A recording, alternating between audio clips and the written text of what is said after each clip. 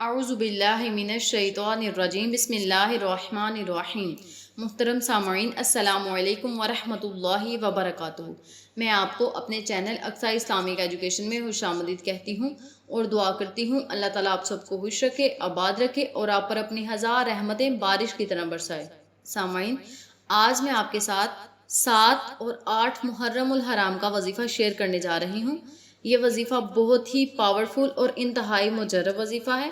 ये वजीफ़ा बहुत ही आसान और इंतहाई अहम वजीफ़ा है। ये वजीफ़ा उन तमाम लोगों के लिए है जो चाहते हैं कि वो सारा साल अमन व अमान में रहें, अल्लाह ताला की नज़र उन पर हमेशा कायम रहे, अल्लाह ताला की नज़र हमेशा उन पर रहे, वो तमाम आसमानी बलाओं से महफूज रहें, तमाम आफतों तमाम मुसीबतों से वो दूर रहें।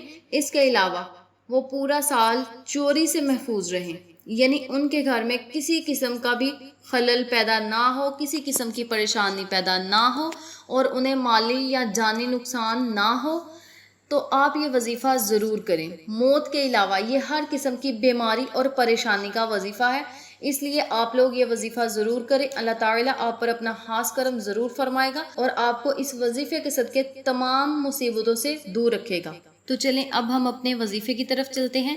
वजीफ़ा करने का तरीका अच्छी तरह सुन लें और समझ लें। वजीफ़ा बताने से पहले मैं आपसे एक छोटी सी रिक्वेस्ट करती हूँ कि प्लीज़ आप मेरी वीडियो को पूरा देखा करें, एंड तक देखा करें, क्योंकि आप जो क्वेश्चन मुझसे करते हैं उसका जवाब वीडियो में ही होता है, लेकिन आप पूरी तवज्जो से नहीं सुनते और सवाल कमेंट में करना शुरू हो जाते हैं। इसीलिए आप पहले पूरी वीडियो देखा करें और फिर आप कोई सवाल किया करें। तो चलें अब हम अपने वजीफे की तरफ चलते हैं। आपने 7 और 8 मुहर्रम वाले दिन मगरिब की नमाज के बाद 7 और 8 मुहर्रम वाले दिन मगरिब की नमाज के बाद सूरह फतह पढ़नी है। अगर आप मगरिब की नमाज के बाद नहीं पढ़ सकते तो इशा की नमाज के बाद आप ये वजीफा कर सकते हैं, आप सूरह फतह पढ़ सकते हैं। यानी मगरिब और इशा की नमाज के बाद आपने ये वजीफा करना है।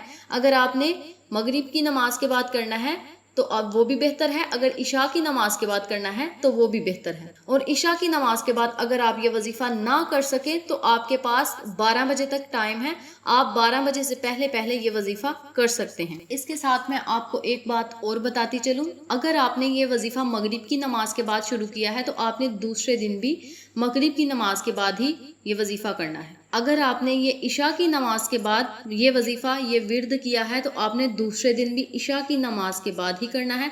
और अगर आपने रात 12 बजे से पहले किसी भी वक्त किया है तो दूसरे दिन भी आपने इसी तरह ये वजीफा करना है। इसके अव्वल व आखिर आपने 3-3 मरतबा दरूद इब्राहिमी ज़रूर पढ़ना है। इंशाअल्लाह अल्लाह ताला इस वजीफ़े के सदके आपको तमाम मुसीबतों तमाम आफतों से दूर रखेगा, तमाम परेशानियों से दूर रखेगा और आपको किसी किस्म का माली नुकसान नहीं होगा। अगर आप ये वजीफ़ा पूरे यकीन के साथ करेंगे तो इंशाअल्लाह अल्लाह रब्बुल इज़्ज़त उस बंदे पर ज़रूर अपनी रहमत करेगा, ज़रूर मेहरबान होगा और उसकी हर नेक दिली ख्वाहिश ज़रूर पूरी करेगा और अपनी रहमत का साया उस बंदे पर हमेशा कायम रखेगा। ये वजीफ़ा मैं आपको कुरानी वजीफ़ा बता रही हूँ। ये सूरत जो मैंने आपको सूरह फतह बताई है ये कुरानी सूरत है और कुरानी सूरतें तो वैसे भी बहुत पावरफुल होती हैं और अल्लाह ताला ने कुरान पाक में हर तरह की बीमारी हर तरह की परेशानी का हल रखा है।